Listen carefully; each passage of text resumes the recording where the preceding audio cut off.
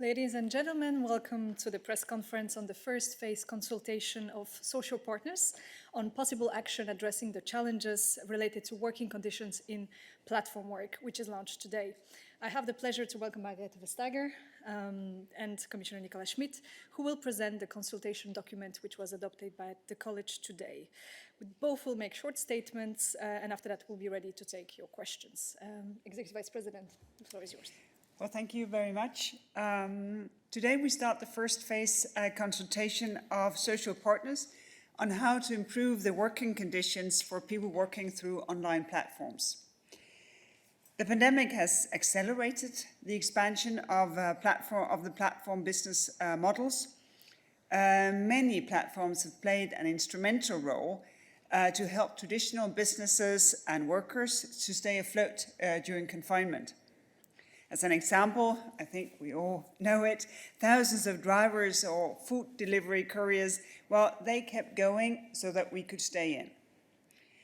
In Europe, around 24 million people, just about 10% of the European workforce, well, they are estimated to have provided services through online labor platforms at least once. Most of them only have platform work as a secondary or marginal source of income, but around 3 million people, they do it as a main job. We also see that the platform economy is growing rapidly. Worldwide, the online labor platform market has grown by 30% over a period of just 2 years. This growth is expected to continue, and the number of people working through platforms, well, that is expected to be much more significant in the years ahead. Across Europe, people who work through platform, well, they risk to be left without income, and they are not always eligible for national support measures during lockdowns. And even those who have work, like the couriers or the drivers, well, they sometimes have really poor working conditions with long hour shifts or little or no social protection should they fall ill. And no pension scheme, no access to training or skills development. These issues, they will have to be addressed.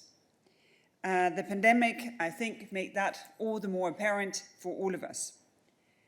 Precarious work conditions, well, they may lead to even more vulnerability in difficult times. Way beyond COVID, platform work is here to stay. So it's important to see how we can secure sustainable working conditions, sustainable models for this new type of work.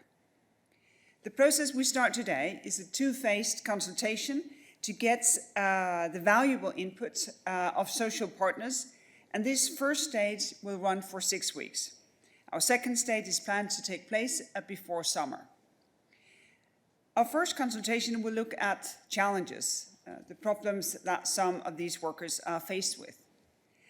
We ask social partners if they agree with the things that we have identified, and Nicolas will take you through a number of all of these issues in just a moment. The second phase of our consultation will focus on the content of the initiative.